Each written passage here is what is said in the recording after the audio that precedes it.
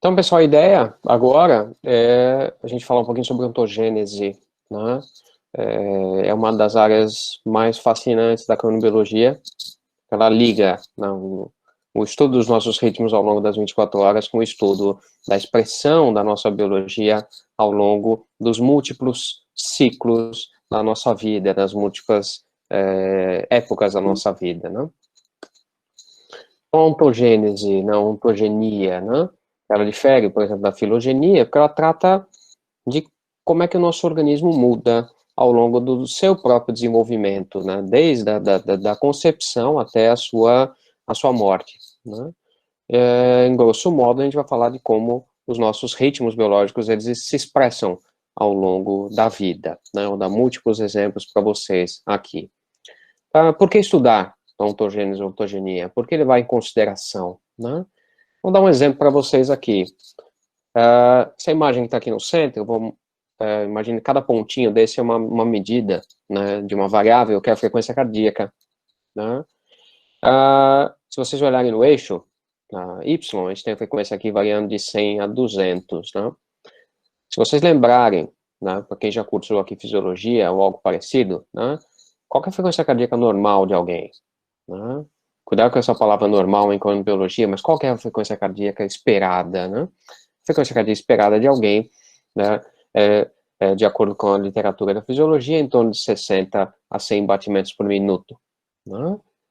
A única pegadinha, né, dessa leitura clássica da fisiologia é que essa frequência cardíaca, né, ela é uma frequência cardíaca, uma faixa de normalidade esperada por um adulto jovem, né, e não por uma criança, né, ou aqui, por exemplo, né, vendo ao longo das idades gestacionais, ou seja, uma criança nasce até mesmo depois dessa fase aqui e continua com a frequência cardíaca bastante alta, tá? Com ritmo ao longo do dia, com variações ao longo do dia, né, menos expressivas, como a gente vai ver, mas diferentes do adulto jovem. É importante a gente reconhecer isso, né, para efeito de comparação.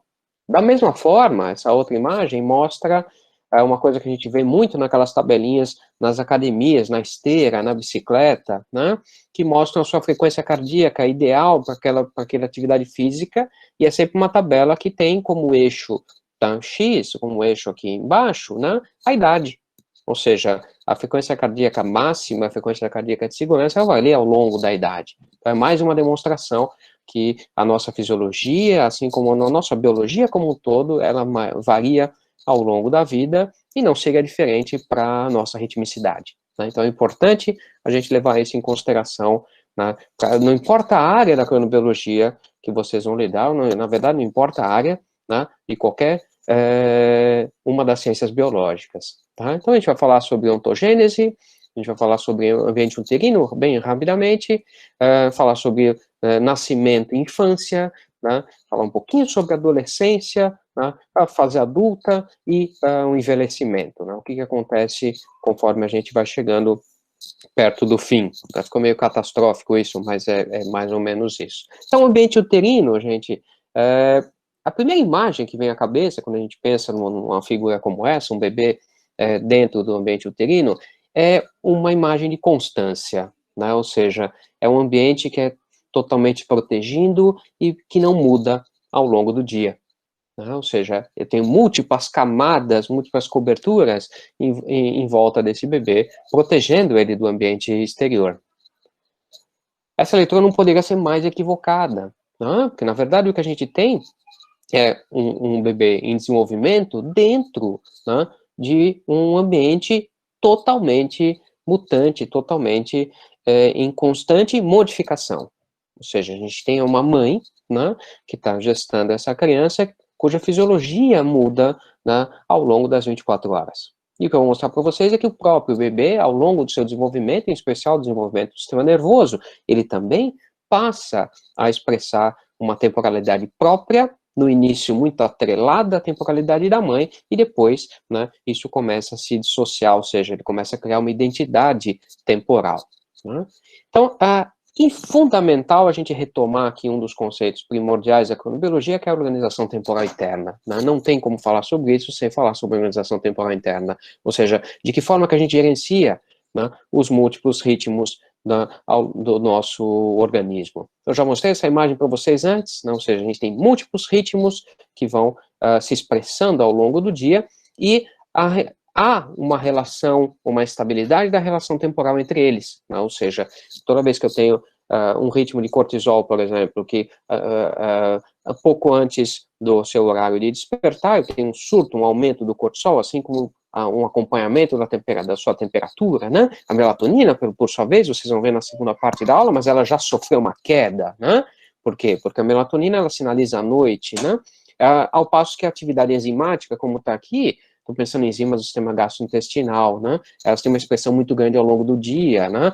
Próximo das fases das nossas grandes refeições, almoço e jantar. Não é de se esperar você ter uma capacidade de processar alimento muito grande durante a madrugada, né? E de fato isso não acontece. Então é importante que a gente guarde isso para a gente entender de que forma que o bebê, né, o feto, né, ao longo das primeiras fases do seu desenvolvimento, está atrelada à organização temporal interna da própria mãe. Então aqui a gente tem... Mário, diga! Voltando àquela imagem, perguntaram o que é essa linha preta. Linha preta? Então tem uma linha, a vermelha... Né? Não, a linha preta é o cortisol. Cortisol? Não, temperatura, está em preto, exato. Então, temperatura, cortisol, atividade enzimática, melatonina e GH, isso são só exemplos, né? O importante é que a cada dia, tá, essa organização, ela se repete, né, com variações para mais ou para menos, mas eu tenho uma certa estabilidade, tá, nessa relação entre os diferentes ritmos que são gerados por aqueles múltiplos osciladores sincronizados sob o comando, né, dos núcleos supraquiasmáticos, como a gente já viu nas estruturas básicas da área, né? Então, aqui a gente tem a mãe, né, e a gente tem o feto em desenvolvimento, né? O feto recebe informação da mãe, recebe informação temporal, fundamentalmente, né, pensando no ritmo de melatonina da sua mãe, no ritmo de cortisol ou corticosterona, dependendo da espécie que a gente vai avaliar, no metabolismo, a própria temperatura sinaliza para o feto o horário, né, e a atividade, né, atividade física, né, atividade enzimática ligada à atividade física, atividade muscular. O feto, por sua vez, recebe essa informação, já que a placenta, ela é uma via de comunicação bastante importante, né? Então, o feto é banhado por sinais temporais o tempo todo. Então, com relação à mãe, né, só a título de revisão, como a gente já sabe, eu tenho aqui os nossos núcleos supraquiasmáticos, está aqui sinalizado como SCN, né, que recebe informação via trato retina hipotalâmico dos olhos, que é o que a gente vê aqui na primeira caixinha, né.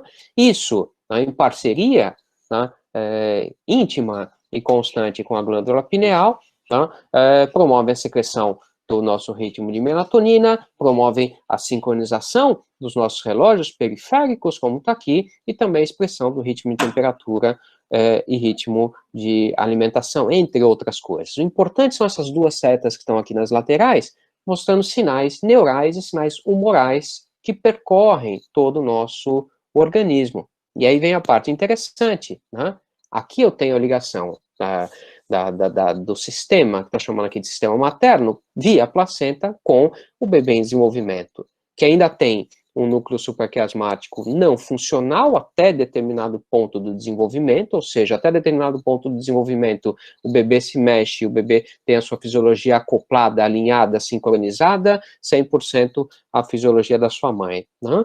E da mesma forma, ao longo do próprio desenvolvimento, ele vai criando, né, as suas estruturas, vejo aqui adrenais, a hipófise, né, e gerando ritmos próprios, como o ritmo da frequência cardíaca, a gente sabe, a gente pode medir a frequência cardíaca de um bebê em desenvolvimento, né, outras atividades, como a atividade do fígado e atividade preparatória para respiração. Então, tudo isso vai acontecendo ao longo do desenvolvimento do bebê dentro do ambiente uterino, né.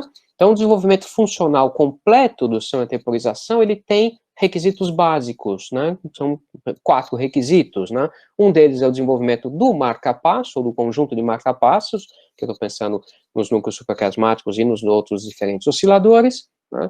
Na formação de vias aferentes e eferentes, ou seja, de nada adianta eu ter um sistema de temporização que não percebe o que está acontecendo no ambiente, né, e que não emite um sinal de saída, né? Então, preciso do amadurecimento, por exemplo, das vias do trato retino-hipotalâmico. Isso vai acontecer na transição aí da vida fetal para pós-natal, né? E também aqui o que eu preciso é de uma maturação suficiente de todo o sistema, que vai acompanhar, obviamente, a maturação do sistema nervoso. Então, todos aqueles fenômenos de explosão, do aumento do número de neurônios, né? Depois, o encolhimento desse número de neurônios, a mielinização que vai acontecer ao longo do sistema, tudo isso é fundamental não só para a organização das outras funções neurais, mas também para a função do nosso sistema de temporização circadiana. Apenas por curiosidade, vejam aqui, então, de maneira geral, independente da espécie, o que é esperado? Né? Que do ócito fertilizado, ou seja, da etapa mais primordial possível até o nascimento, que é aqui o que está escrito em delivery, o que acontece? Né? No eixo Y, a gente vê a expressão dos genes do sistema de temporização, ou seja, daqueles genes relógio que a gente discutiu na aula passada. Então, é esperado que não haja nada de expressão principalmente expressão cíclica, né, desses genes ao longo de um determinado tempo na vida intrauterina, e antes mesmo do nascimento, essa expressão começa a aparecer de forma rítmica e vai ganhando robustez. Né? Isso acontece independentemente da espécie, né, antes mesmo do nascimento. Por curiosidade, em humanos, né, a gente sabe que os núcleos supraquiasmáticos estão funcionais, né, a partir da 18ª semana de gestação, né, e, interessantemente, né, aqui eles recebem, né, receptores de melatonina, o que é importante para perceber, né, um dos principais sinais temporais vindos da própria mãe, né, e a partir daí ele começa a expressar os seus ritmos acoplados ainda, mas perdendo um certo acoplamento com a mãe. No nascimento, né, o que a gente tem é um desenvolvimento quase completo do sistema de temporização, mas todo mundo aqui sabe, né, direto ou indiretamente, que um bebê nasce de certa forma, desorientado com relação aos seus hábitos de sono. Né? O bebê não faz com a grande massa da população adulta que passa o dia acordado e dorme durante a noite. Um bebê acorda e dorme de forma polifásica, ele faz isso várias vezes ao dia, ele passa 3, 4 horas dormindo, 3, 4 horas acordado, né? E isso perdura por várias semanas, em média, né, entre 3 a 4 meses, né, do período pós-natal, é quando esse bebê começa aí sim expressar um sono noturno, um bloco de sono noturno ainda fragmentado e um bloco de vigília diurna, né, obviamente com cochilos ainda acontecendo. Isso a gente sabe já há bastante tempo, né? Vou mostrar uma imagem que é essa, ela está razoavelmente confusa, ela é velha e é de verdade, é de 1963, né? Mostrando que a partir aí da 16ª, 17ª semana de vida, o bebê já começa a expressar um bloco de atividade, né, e um bloco de sono. Então, aqui a gente está vendo, né, um bloco de atividade e aqui tempo de sono, ou seja, quando ele está, de fato, dormindo, como um adulto faz. Né? Obviamente não da mesma forma. Isso vale apenas para um ritmo de sono-vigília? Obviamente que não. Né? Porque eu tenho aqui um exemplo, né, de recém-nascido, né, um indivíduo de 3 meses de idade, 15 meses de idade, e o que a gente vê de diferença no ritmo de temperatura, né? Se a gente for pensar em matemática pura, a gente olhando essas 3 linhas, essas 3 expressões, o que a gente vai ganhando, né, ao longo do desenvolvimento é a amplitude do sinal. Né? A amplitude, do ponto de vista da cronobiologia, é uma das propriedades mais importantes da nossa ritmicidade. A gente vê um aumento, um ganho da amplitude no começo da vida, por diferentes ritmos que a gente observa, e lá no final da vida a gente vê uma perda, né? Uma redução da amplitude da expressão dos nossos diferentes ritmos, e isso pode acontecer também no desenvolvimento de doenças. A gente não precisa esperar chegar no fim da vida para que isso ocorra. Né? Um modelinho que é bem interessante diz respeito à organização entre mãe, né, e filho, né?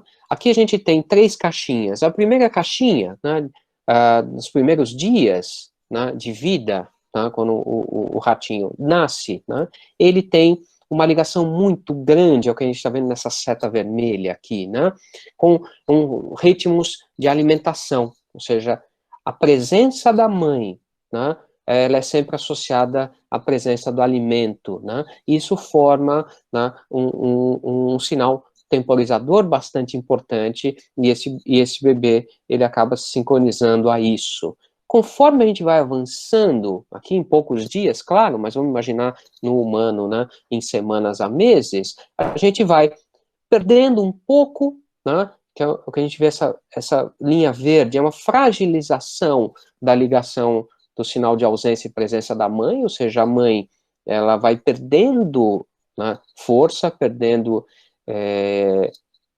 força, é uma palavra boa mesmo, né, sincronizadora para o bebê, ao passo que essa linha amarela, ela surge e vai se intensificando, ou seja, o bebê fica sincronizado, né, cada vez mais, né, ao ciclo claro-escuro do ambiente, menos a presença da mãe.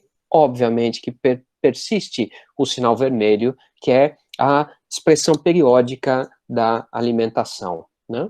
E na terceira caixinha, o que a gente vê é uma diminuição bastante grande, né, uma ausência dessa dependência de presença e ausência da mãe, o que diminui esse sinal estressor, né, e, claro, a manutenção do ritmo de disposição ao alimento e do ciclo claro-escuro. Isso a gente vê ao longo da vida, né? São os dois grandes sincronizadores que a gente tem, exposição o ritmo de disponibilidade de alimento e o nosso ciclo claro-escuro, né? Portanto, em resumo, a gente tem um impacto crescente do ciclo claro-escuro e uma perda da sensibilidade à mãe. Não estou querendo dizer que a mãe deixe de ser importante e vai ser importante para sempre, né? Um detalhe que é bem curioso, né, nessa primeira fase, né, do começo da infância, essa imagem mostra muito isso, né, tem um bebê chorando e tem alguém desmaiado ali atrás, né, não sei se é uma mãe ou um pai, provavelmente uma mãe, né, porque nessa primeira fase, essas duas figuras, mãe e bebê, elas acabam, né, brigando e ao mesmo tempo entrando em um acordo, né, ou seja, a mãe dorme, né, quando a criança está dormindo, né, quando a criança acorda, a mãe acorda, ou seja, tem uma coordenação que é da criança para a mãe, tá? Então, e também tem uma coordenação que é da mãe para a própria criança, né? Muita gente ainda utiliza esses regimes temporizados de disponibilidade de alimento, então o bebê mama a cada 4 horas, mama a cada 3 horas, e a mãe, inclusive, eventualmente até acorda o bebê para isso. Mas é uma grande coordenação que tem que acontecer, né? É uma negociação temporal que vai acontecendo entre a mãe e o bebê o tempo todo, né? Uma coisa que é bem importante, diz respeito especificamente ao que o John vai falar na segunda metade da aula, né? O que a gente vê aqui, né, no eixo Y, é o ritmo de melatonina da mãe, né? Então, o ritmo de expressão de melatonina da mãe. A amplitude, né, do ritmo de expressão de melatonina, ou seja, a quantidade, o grau de oscilação, ele vai aumentando ao longo do final da gestação, né? E quando chega aqui no parto, né, a gente tende a ter um ritmo com bastante amplitude de melatonina, e inclusive tem uma descrição de que essa melatonina é importante porque ela tem uma ação sinérgica com a ocitocina, que é absolutamente fundamental para que o parto ocorra. A gente sempre estuda isso na fisiologia, o papel da ocitocina, mas aqui a gente está vendo o quanto a melatonina tem uma ação sinérgica importante. E depois do parto, né, o bebê não está mais ali dentro, não está recebendo diretamente essa melatonina.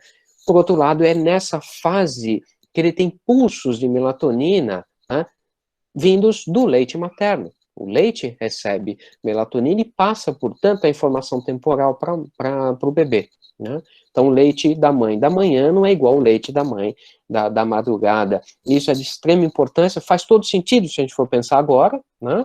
Mas é de extrema importância. Imagine tem até coisas curiosas, imagine quando fica um banco de leite, né? Será que o ideal seria rotular pelo horário de coleta desse leite, né, para a gente oferecer uma informação temporal associada à informação nutricional? É uma curiosidade interessante.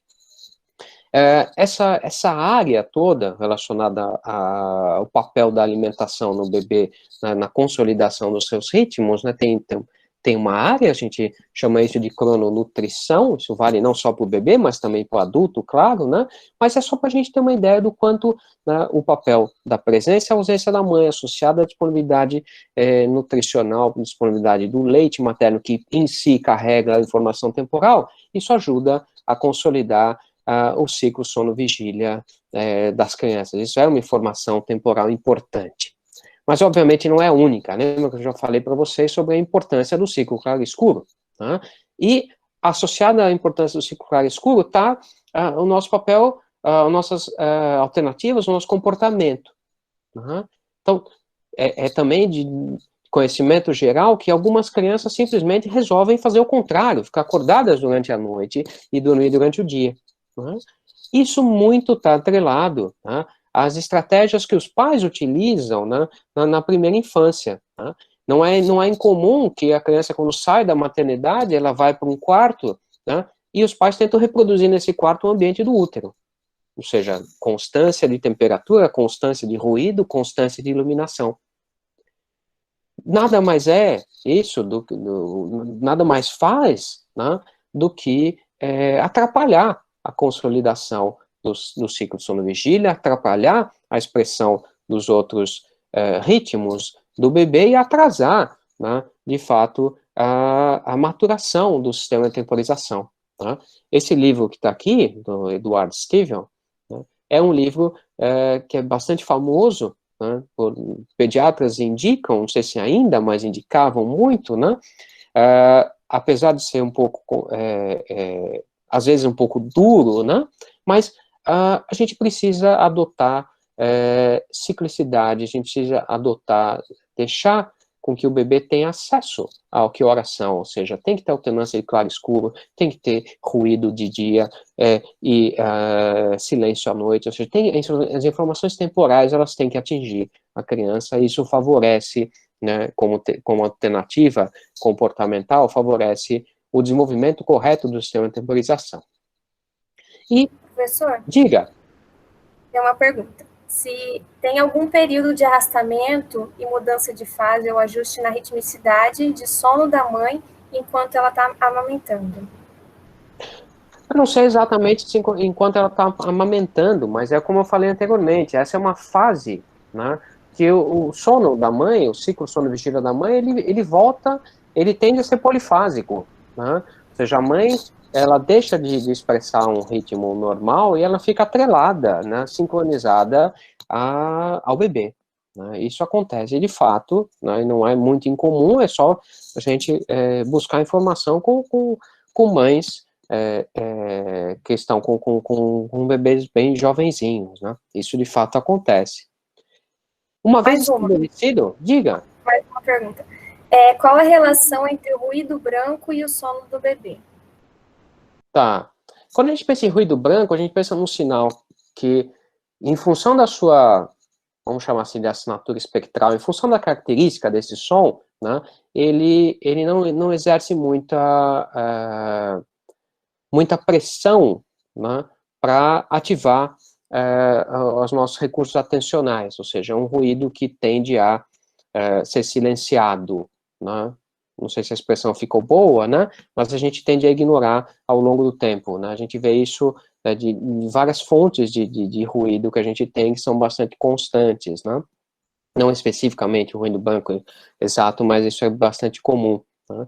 Então, o normal, né, é que o ruído presente no ambiente, quando ele é bastante constante, né, ele deixa de interferir na criança. O natural, portanto, é que a gente tenha diferentes fontes de ruído com as suas oscilações naturais, que ocorrem ao longo das 24 horas, e a partir daí isso passe a servir como informação temporal. O som, né, é uma outra via neural bastante importante, assim como a informação da alternância entre claro e escuro, mas a presença de ruído e som, ruído e silêncio, também é informação temporal importante para o amadurecimento do sistema de temporização, como a gente usa na fase adulta também. Uma vez esse sistema maturado, né, o que vai acontecer? Ele vai sofrer modificação ao longo do resto da vida. né? E é isso que a gente vê nessa imagem aqui. Em verde aqui embaixo, em azul, verde e azul, eu tenho fase de sono. O bebê dorme muito, 14, 16 horas por dia, né? E ao passo que ele vai passando, né, nessa primeira infância, né, a expectativa é que ele vá tendo maior tempo de vigília e menor tempo de sono, tá? Depois a gente tem uma estabilidade aí por volta, chegando, né, em torno de 8 a 10 anos, né? E a partir daí, a gente tem outros fenômenos interessantes, com a mudança dos horários, né? Mas, inicialmente, a gente vai perdendo espaço, o sono vai perdendo espaço para a vigília, né? E se vocês observarem essa imagem como um todo, quando a gente chega lá na idade adulta, né, e na transição para o envelhecimento, a tendência é que a gente tenha um bloco de sono consolidado aí em torno, entre 6 e 8 horas à noite, né? Isso vai mudar, eu vou mostrar depois para vocês, no envelhecimento, né? Mas esse é o padrão natural, o padrão de expressão natural desse ritmo sono-vigília ao longo da vida. Mário, Professor, Diga. outra pergunta. Diga, João. Então, vai lá, ó. Tem a Marília, né? A Marília diz o seguinte, né? Já vi mães fazendo desmame noturno para o bebê dormir melhor, mas a amamentação é mais importante para a regulação do sono do que o estabelecimento de rotina, certo? É essa provocação que ela faz. Entendi. É uma provocação bastante interessante, né? Acho que antigamente não era incomum de você despertar o bebê para, de fato, o bebê ser alimentado, né? Hoje a gente acredita que mais, isso é o que eu vejo, o que eu escuto, que a alimentação ad libitum, a alimentação é utilizada mais em função da vontade do bebê. Se ele desperta, de fato, ele é alimentado. E não você vai acordar o bebê no meio da madrugada para fazer isso, né? Isso em situação, obviamente, falando de situação normal, né? Diga, John. Mário, mas a provocação dela é a mãe que deixa de amamentar à noite, ou seja, está provocando forçosamente o desmame noturno para que a criança, né, desenvolva um ritmo, que é um pouco que o Estevio propõe. Então, a provocação dela é essa. Exato. Então, o Estevio propõe isso, né? Propõe a gente deixar a criança chorando, né? Inclusive, mas o resto da literatura não mostra isso de forma tão clara, ou seja, não sei até que ponto isso faz sentido, até que ponto é uma estratégia razoável, né? Nem todo mundo concorda com essa visão dele, né? E eu não me recordo de ter lido nada mais novo, mais recente, né, que aponte, né, para uma eficiência disso. Ou seja, será que é eficaz fazer isso? Eu não sei. Realmente não. O que eu vejo da literatura não aponta para essa direção. Então, é um aspecto, né, ainda polêmico, mas tem vários, né, dados sugerindo de que não há uma necessidade metabólica para a criança, né, a partir lá do primeiro mês em diante, ele tem que ficar, se ele ficar 8 horas sem se alimentar no horário noturno, né, isso não provoca prejuízo, né, metabólico para a criança. A grande dificuldade é que os dados que se tem são dados muito indiretos, né, porque não dá para a gente brincar com criança. Exatamente. Os animais, eles são diferentes, são todos polifásicos. Sim, mas eles são polifásicos, exato. Aí, então, assim, no adulto ainda há dúvida, né? Mas há várias, né, evidências sugerindo de que não há dano metabólico para a criança se você estende por 8 horas, por exemplo, a partir do primeiro mês. Mas ainda isso é polêmico. Do ponto de vista metabólico, eu concordo com você, 100%. Mas o problema também é que isso tem um outro lado mais comportamental, né? A amamentação, ela não é simplesmente, não carrega simplesmente uma informação nutricional, né? Tem também a presença da mãe, tem tudo isso que também acaba por fazer pressão no desenvolvimento do bebê. Então, acho que a gente não vai chegar numa resposta tão simples assim, em especial também por isso por essa questão que o John falou, né? A gente experimenta muito pouco isso em humano, tá? E no modelo animal a gente tem um comportamento polifásico que impede uma aproximação, né, uma transposição direta do conhecimento, né? Então é bastante difícil. Mário, tem uma outra pergunta, Mário. Diga. A pergunta que é lá do Pedro, né, do Pedro Ramos, ele diz o seguinte, né, ele está perguntando se a alta taxa do sono REM no início da vida é o que possibilita o desenvolvimento neurológico nessa fase? Não digo que possibilita, mas a gente tem, de fato, bastante sono REM, e isso acompanha o desenvolvimento. Eu não vou dizer que isso facilita o desenvolvimento ou não, mas vamos imaginar que na fase adulta, a gente entende que a fase de sono REM ela é fundamental, por exemplo, para a consolidação de memórias, é extremamente importante para isso, né? Então, aliás, tem até uma brincadeira de mau gosto, dizendo que o idoso tem pouco sono REM, né, porque, na verdade, ele sonha pouco, né, ele já sonhou muito ao longo da vida, ele sonha pouco. Mas está acompanhado, sim, de uma plasticidade bastante grande. Tanto é que, ao longo da adolescência, a gente tem uma queda muito grande no sono REM, uma queda muito grande no sono de ondas lentas, né, e isso tem a ver com a diminuição da plasticidade sináptica, né, no nosso sistema nervoso central. Eu não tenho esse slide aqui, não tenho esse dado, né? A gente usa isso na nossa outra disciplina de neurobiologia do sono, né? Mas a maturação do sistema nervoso ela é acompanhada, né, e de forma quase abrupta, uma redução bastante grande, bastante significativa, tanto do sono REM quanto do sono não REM. O sono não REM, tá? Por que ele também acontece muito nessa fase? Com o que ele está associado? Ele é extremamente importante porque ele está associado a liberação dos nossos hormônios, principalmente dos nossos hormônios anabólicos, né? Quando a gente pensa em hormônio de crescimento, em testosterona, né? A liberação dos dois está bastante atrelada à profundidade do nosso sono, que é esse sono não REM, esse sono mais profundo, né? Então o sono muda de fato ao longo da vida. Tem mais pergunta, Mário? Diga.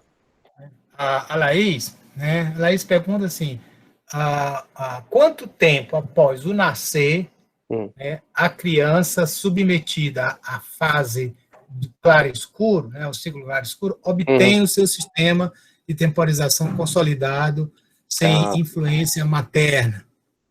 Sim, bom, sem influência materna eu discordo, eu acho que a gente não fica assim quase até o final da adolescência, né? Mas, com relação ao claro-escuro, a gente tem que ter um marcador, tá? E um marcador interessante é a consolidação no sono noturno, e a gente vê isso em torno aí da 15ª, 16ª semana de vida. Então, a gente pode imaginar que as vias de entrada têm temporização, o trato retino-hipotalâmico, o grau de mielinização, os próprios núcleos supraclasmáticos e a saída, né, estão maturadas o suficiente para expressar um sono um pouco mais próximo do sono do adulto. Não quero dizer de maneira alguma que o sono do adulto é o sono correto, tá? Porque o sono da criança, ele ainda continua polifásico até um bom tempo, mais de 1 ou 2 anos de vida, né? Mário, diga. Você pode comentar, eu posso comentar, se você não lembra, dos dados do Mena. Não sei se você já estava no laboratório quando ele estudou sono de recém-nascido. Um pouco, eu estava naquele experimento que eles estudaram os gêmeos, mas eu não lembro dos primeiros experimentos, não lembro, não. Então, volta aquela figura lá do Kleitman, né, que você tem desenvolvimento. Vai demorar muito? Não, aqui já. Então, isso. Então, esta figura, né, veja que interessante, esta figura, ela mostra, né, que a consolidação, e essa figura ela foi publicada na década de 60, se não me engano, em 63. 63, na primeira edição do livro do Kleitman. Do livro, então, aqui, veja que ele vai, né, está em livre curso, né, ou está fragmentado, e quando chega lá na 16ª semana, aqui, né, 15ª, 16ª. Que isso aí dá aproximadamente 3 meses. Então, ficou, classicamente, as pessoas começaram a acreditar e colocar que isso era um pouco a verdade absoluta para todo mundo, né? E aí, o que tem sido demonstrado é que não é bem assim. Não. E lá no laboratório né, de cronobiologia da Universidade de São Paulo, onde eu e o Mário, né, fizemos nossa pós-graduação. O professor Mena, né, ele fez uma pesquisa que eu acompanhei, né, eu estava lá na época, que ele estudou, né, várias crianças juntas, né, o desenvolvimento do sono por muito tempo de várias crianças. E o que ele mostrou que é o seguinte, que o primeiro filho, né, teve esse comportamento aqui, né, muito próximo, demorou 3 meses, né, para, né, sincronizar. O segundo filho, a sincronização foi mais cedo. Sim. Correu aproximadamente 2 meses e meio, 2 meses. E o terceiro filho já aconteceu, a partir do primeiro mês, ele estava totalmente sincronizado. Né? E aí, né, qual é a explicação, né, que a gente dá para isso? É que, na verdade, o primeiro filho, você tinha, né, uma posição, uma postura comportamental dos pais, com falta de experiência, por um excesso de cuidado. Excesso de cuidado, né? O que os pais fazem? Né? Deixam com que a criança tenha pouca estimulação de claro e escuro, de ruído, tal. Né? E já com o segundo filho, já não é bem assim. Né? Já estão mais tranquilo. E, além disso, o segundo filho já tem um efeito do terceiro filho, que já está com 1 ano de idade, já está fazendo ruído dentro de casa, né? Então você já tem um outro sincronizador social, que é o segundo filho. Exato. E o terceiro filho, ele vai ter o claro escuro, os pais vão estar mais relaxados, né? E vão permitir com que a criança submeta muito mais ao claro escuro, saia mais o recém-nascido, né? E, além disso, ainda tem o segundo filho, o primeiro filho, que já está lá com 2 anos, o segundo filho, né, com 1 ano, que já fazem, né, uma atividade, um ruído dentro da casa, que faz com que o recém-nascido fique muito mais acordado durante o dia, ajustando com muito mais facilidade o sono noturno. Exato. Então, a velocidade de que isso ocorre, ela depende de vários fatores. Depende de como a mãe se comporta, da exposição que a criança é colocada para o claro e escuro, porque a luz, né, essa oscilação claro e escuro vai fazer com que a criança se ajuste mais cedo, né? E também como é que vai se comportar, né, dentro de casa, se é uma casa que só tem um filho ou se tem vários filhos, certo? Então, você tem vários fatores que contribuem com o tempo que leva para ajustar, né, o sono, ficar um sono circadiano, um sono mais consolidado à noite. Exatamente. Muito bom. Então, vamos lá. Outro ponto, aliás, aproveitando isso que o John está falando, né? Está falando sobre diferenças, tá? A gente tem diferenças individuais na expressão dos nossos ritmos ao longo da vida, tá? A gente tem cada uma das etapas da nossa vida e tem ao longo da vida inteira, né? O que está escrito aqui, meninas dormem mais, eu tenho diferença mesmo entre irmãos, e eu tenho o primeiro atrito aí, que é o horário escolar. As meninas dormem mais, né, dependendo, isso há um relato, né, na literatura, isso no começo na vida, na infância, né? Mesmo irmãos eu tenho diferença, ou seja, o ciclo sono-vigília, ele se expressa de forma distinta em cada um de nós. Nesse gráfico que eu tenho aqui, né, no eixo Y, é a meia fase de sono, é quando, se eu pegar o bloco inteiro de uma sono da noite, né, e achar a metade nele, isso é um marcador importante para dizer sobre o ritmo, sobre o horário do indivíduo dormir. Conforme a gente vai avançando, daqui tá 10 anos de idade, indo em direção aqui à fase adulta, é natural que essa meia fase do sono ocorra mais tarde, ou seja, uma coisa que aconteceu com vocês há bem pouco tempo, vocês ficaram mais vespertinos. A tendência é que, conforme a gente vai avançando na adolescência, todo mundo, tanto meninos quanto meninas, tendem a dormir um pouco mais tarde e acordar mais tarde, né? E aí começa a aparecer uma diferença interessante, que os meninos, né, tendem a ficar um pouco mais vespertinos nessa fase, né, tendem a dormir um pouco mais tarde e acordar um pouco mais tarde do que as meninas, né? E depois, ao longo da vida, a gente vai tendendo à matutinidade, e aí vocês podem lembrar do avô ou da avó, né, que tendem a dormir e acordar bastante cedo, né? A gente vai voltar a falar sobre isso mais para frente também. Também é importante, né, a gente falar como curiosidade do cochilo, que é muito comum nos dois extremos da nossa vida, né, ou seja, na infância e na fase idosa, né, quando o indivíduo passou da fase adulta já. A criança, ela cochila muito, tá? Então ela tem uma tendência a cochilar até os 5, 6 anos de vida, né, mas isso varia, de novo, enormemente, e depois isso cai muito, né? Dependendo da cultura, dependendo do país, o cochilo continua ao longo da vida, um cochilo que tem uma característica mais social, mais comportamental, do que de fato uma demanda, né? A repercussão de não cochilar, ela é bastante bem descrita para o início da infância, por isso que o indivíduo, quando nasce, né, ao longo dos primeiros anos de vida, ele tem que cochilar de fato, é bastante importante, e cochilar cada um no seu horário, de novo, é outra questão de variabilidade bastante grande, né?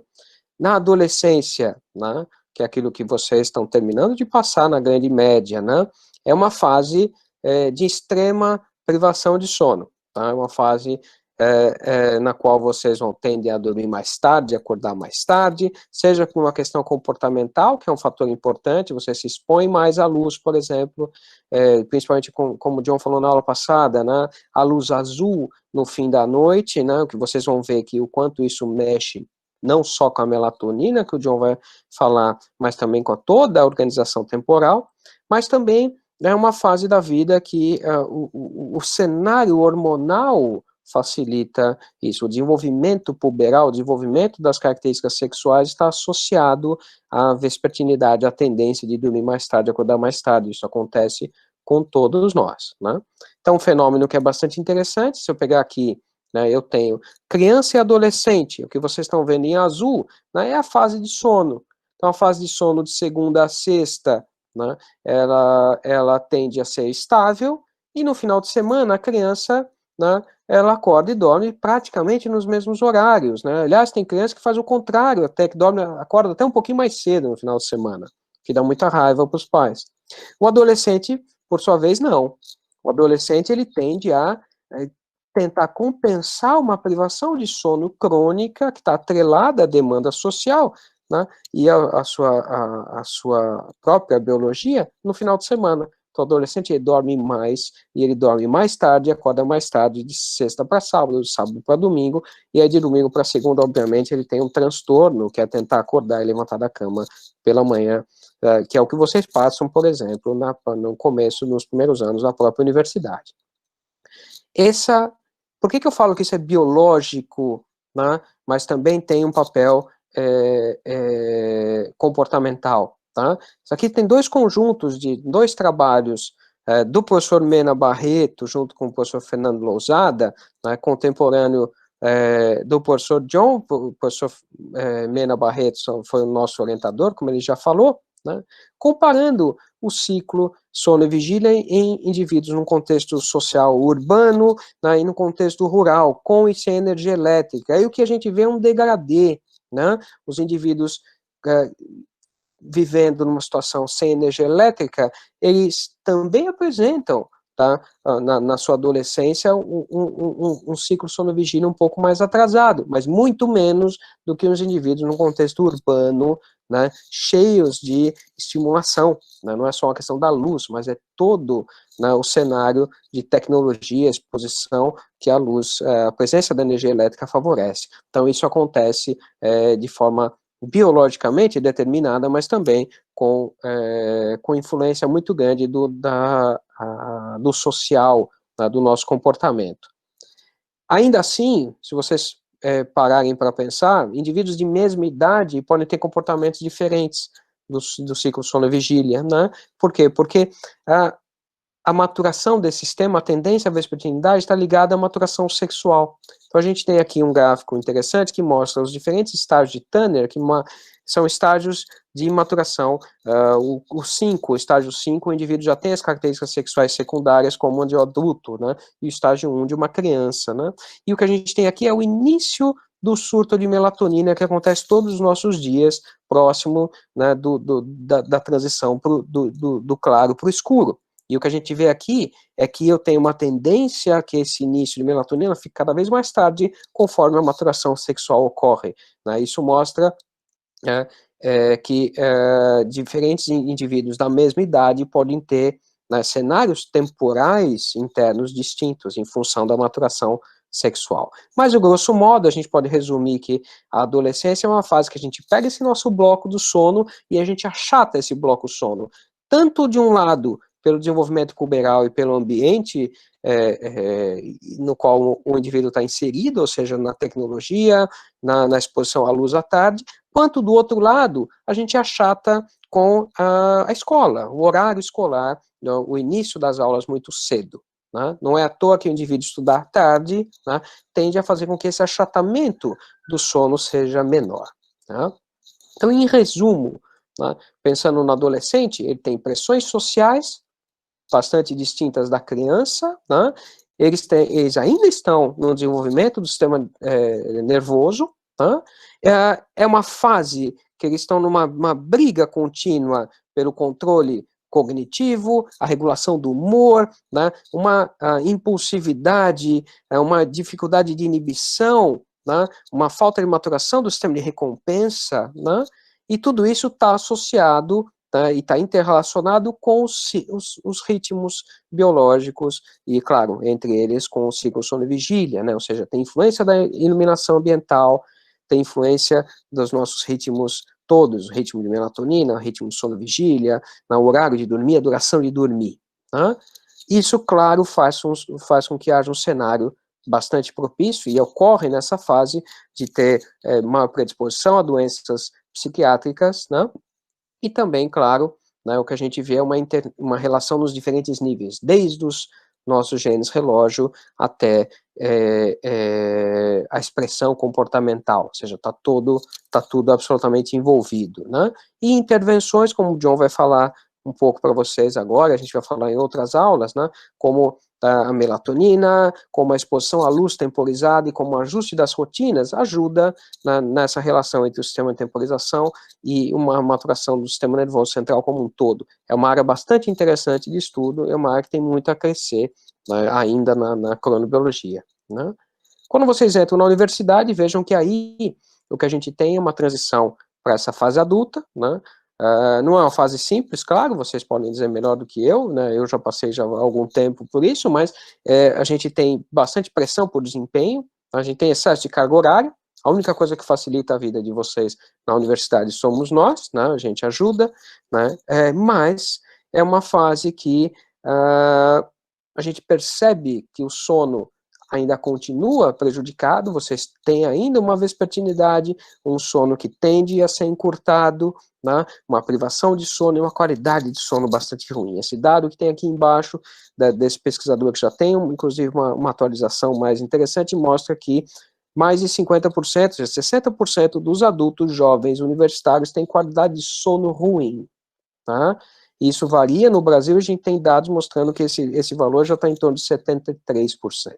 Ou seja, qualidade de sono ruim, né, nem sempre está envolvido só com o sistema de temporização, mas dormir na fase errada e a duração errada podem levar o indivíduo a ter uma qualidade de sono bastante ruim. Né? Saindo um pouco disso, né, eu vendo um pouquinho mais nas individualidades, na aula passada eu falei para vocês sobre cronotipo, lembram? Então, ou seja, eu tenho indivíduos mais matutinos, eu tenho indivíduos mais vespertinos, né? Isso também acontece com relação à duração de sono.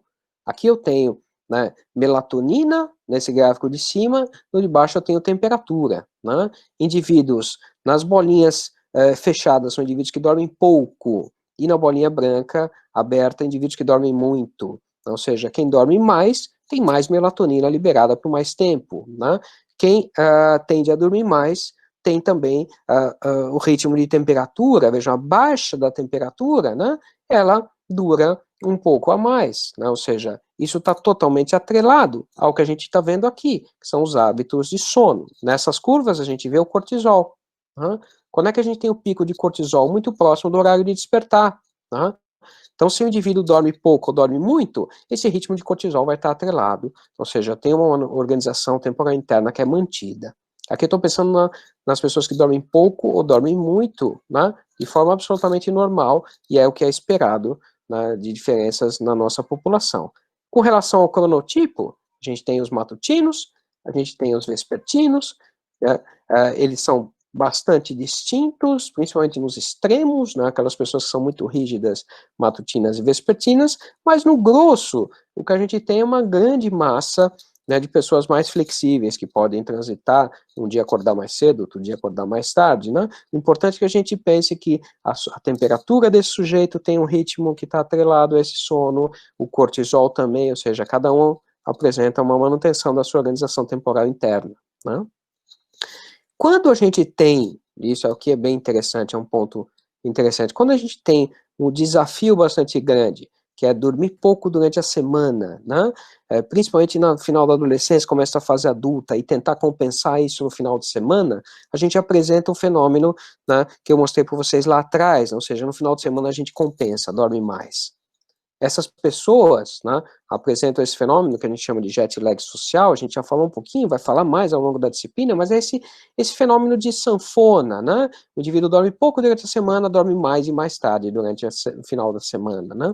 Isso está atrelado a diversos malefícios para a nossa saúde, né? Como isso está envolvido com humor, não, tendência a maior depressão, né? Consumo, claro, de estimulantes, cafeína. Aqui tem um dado de fumantes, isso aqui foi feito basicamente aqui na Europa, né, e no Brasil a gente, de fato, acaba fumando pouco, né, mas é uma restrição, extensão que acontece ao longo da semana, né, e mostra, isso é bastante mais frequente nos indivíduos que são muito vespertinos, né, e, portanto, mostra a relação entre o cronotipo e o quanto isso está associado à vespertinidade, em especial a privação crônica de sono, tá, bastante comum na adolescência e começo da fase adulta, né? Só por curiosidade, isso não tem a ver só com humor e comportamento, né? Os indivíduos, quanto mais apresentam esse comportamento, mais eles tendem a ter um índice de massa corpórea maior, ou seja, eles tendem à obesidade, né? Então, tem uma relação bastante importante com doenças cardiovasculares e doenças metabólicas também, né? A fase adulta eu vou falar muito pouco, porque, na verdade, do ponto de vista temporal, a gente fala sempre da fase adulta, do adulto, né?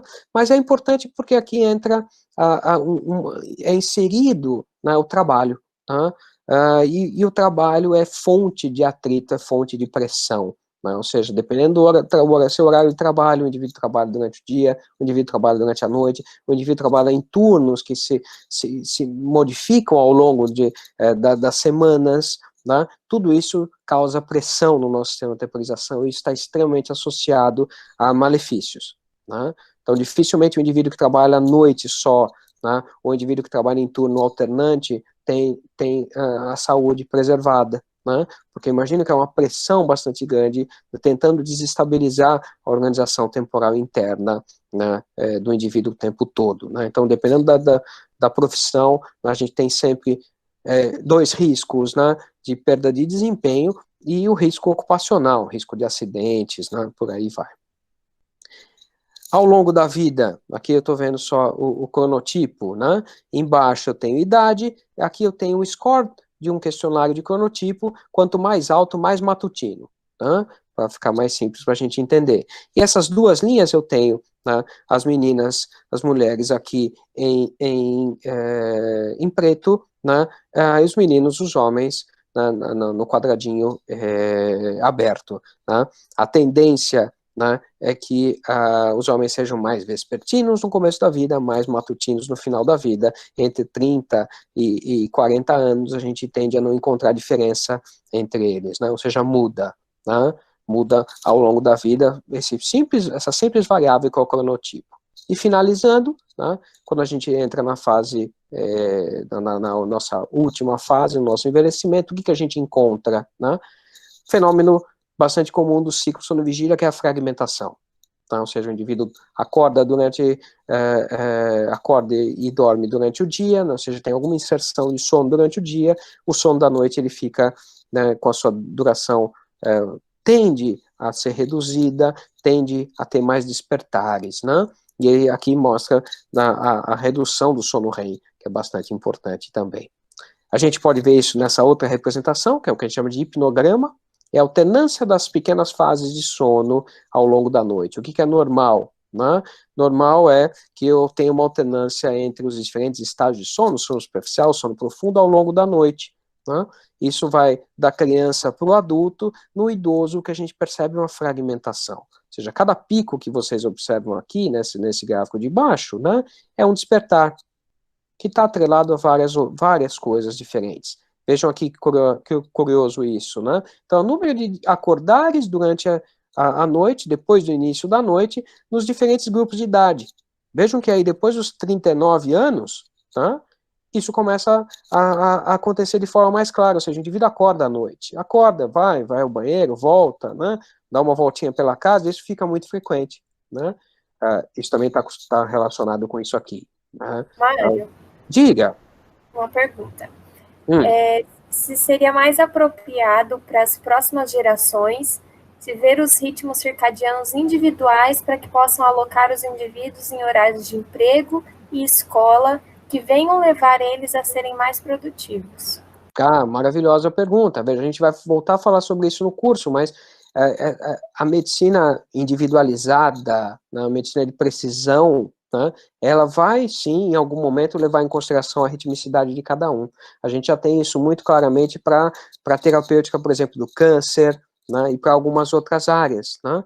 Então, é importante que a gente consiga individualizar a ponto de entender a ritmicidade de cada sujeito para entender qual o horário melhor para fazer um tratamento ou outro. E, da mesma forma, isso vale para esquemas de trabalho, né? Então, a gente vai chegar nesse ponto ainda. Isso, obviamente, depende de conhecimento e depende da transposição desse conhecimento para o nosso mundo real, para o mundo fora dos muros da universidade, né? Mas ele tem total razão no que fala, né? A gente vai chegar lá ainda, né? Então, só por curiosidade, o que eu estou mostrando aqui, né, diga, John. Comenta sobre a proposta do Fernando, né, do estudo que ele tem, que ele está propondo, tal, para as escolas. Da flexibilização, John? Isso. Sim. Então, o professor Fernando Lousada tem uma proposta bem interessante, que é fazer com que a gente tenha um bloco intermediário ao longo do dia. Então, vamos imaginar algo em torno aí das 10 da manhã até umas 2 da tarde, né, onde a gente concentra as disciplinas que são fundamentais, né, para a criança e para o adolescente. Nessa fase da vida, né, tudo que é importante, as matérias importantes, matemática, português, são ministradas nessa fase do dia. E aquele comecinho da manhã, em especial, ele fica reservado para disciplinas optativas, né, para educação física, ou seja, para diferentes matérias que não vão exigir, né, absurdamente em capacidade de concentração, em disposição desse aluno que vem fragilizado, principalmente quanto mais vespertino ele for, né, ele acorda com maior dificuldade de concentração. Isso deixa uma certa flexibilização. Isso é importante para os pais também, para a coordenação de como levar as crianças para a escola, como buscar, né? Mas também garante que todo mundo tenha, né, condições mais próximas do ponto de vista cognitivo de assistir a aula e ter bom rendimento, né? É isso basicamente que o professor John comentou. Isso também está associado a outras políticas que estão se tentando fazer, como a regulamentação na Califórnia, por exemplo, né, que as aulas do ensino médio elas não começam antes de 8h30 da manhã, ao passo que a gente vê até mesmo aqui na UFRN aulas de graduação iniciando às 7h da manhã, né? Então, alguma parcela da população sofre com isso, certamente. Então, um detalhe aí, Mário, que a ideia do Fernando é que, assim, os alunos que forem matutinos, eles começam mais cedo, 7, 8 horas. Os alunos, e aí vão embora depois das 2. Vamos dizer que seja esse termo. Os alunos vespertinos só começam às 10 horas, né? Mas também só vão embora às 5 da tarde. Então, assim, atividade física, né, outras atividades de interação social, para os vespertinos estaria para os matutinos mais cedo. Os vespertinos seriam mais tarde. Então, mais o meio, a coisa mais, o miolo, né, que seriam as disciplinas de ciência e tal, e de linguagem, né? Isso ocorreria todo mundo junto no período intermediário, mas as outras atividades ficariam, né, mais cedo para os matutinos e, né, mais tarde para, né, os vespertinos, né? Isso é a proposta dele. Que e aí a Gabriela, ela faz mais assim, para as pessoas que são matutinas, há prejuízo se houver um atraso no horário das aulas, se as aulas começarem mais tarde.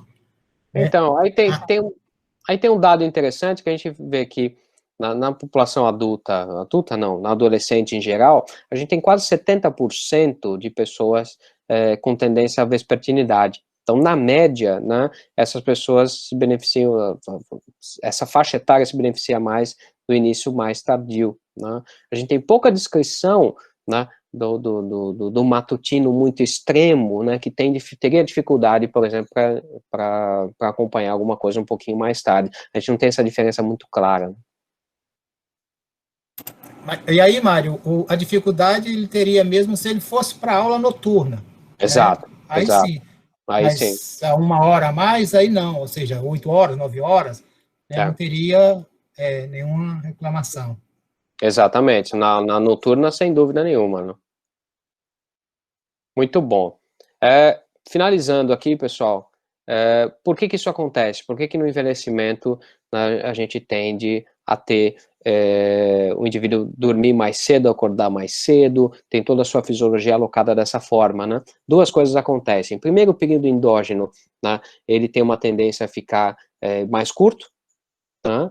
Isso acontece exatamente o contrário na infância, né? O período endógeno vai ficando mais longo, aqui ele vai ficando mais curto, né? Isso promove uma pressão para o indivíduo acordar e dormir mais cedo, né? A gente está vendo aqui em preto a distribuição do período endógeno do idoso e em branco do jovem, né? E além do período endógeno, a amplitude também muda, né? A amplitude é um sinal, como eu falei para vocês, extremamente importante, né? Ela reflete o grau de comunicação, a coerência de comunicação entre as diferentes áreas do nosso corpo. Quando a amplitude é reduzida, mostra que eu tenho uma menor capacidade de comunicação e de sincronização, portanto, das diferentes áreas, dos diferentes sistemas, né?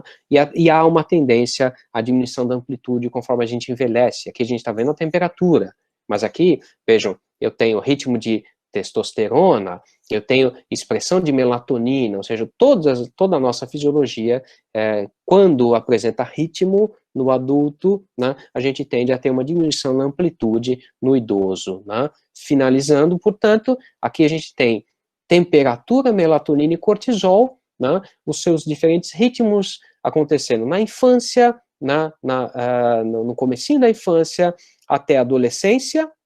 Vejam o bloco de sono, né, que é essa fase mais azul escura, né? As amplitudes aumentam da infância para o adolescente, atingem aqui a fase adulta e depois eu tendo a ter uma redução da amplitude. Tá? Então isso acontece ao longo da vida, né? E é isso que eu gostaria de finalizar com essa mensagem, ou seja, eu tenho os nossos ritmos sendo expressos de forma distinta ao longo da vida, isso gera fragilidades que a gente vê muito claramente no adolescente, adulto, jovem, e aqui no idoso também. Se eu tenho diminuição de amplitude, eu tenho uma labilidade na comunicação, né, o que faz com que a gente possa ter problemas. Isso, por exemplo, está associado com a patogênese do Alzheimer, né? Essa fragilidade na comunicação, ela está atrelada à fragmentação de sono, por exemplo, né? Então, tem muitas áreas importantes da nossa saúde que são afetadas pela perda da amplitude da comunicação, da organização temporal interna. Eu gostaria de finalizar aqui,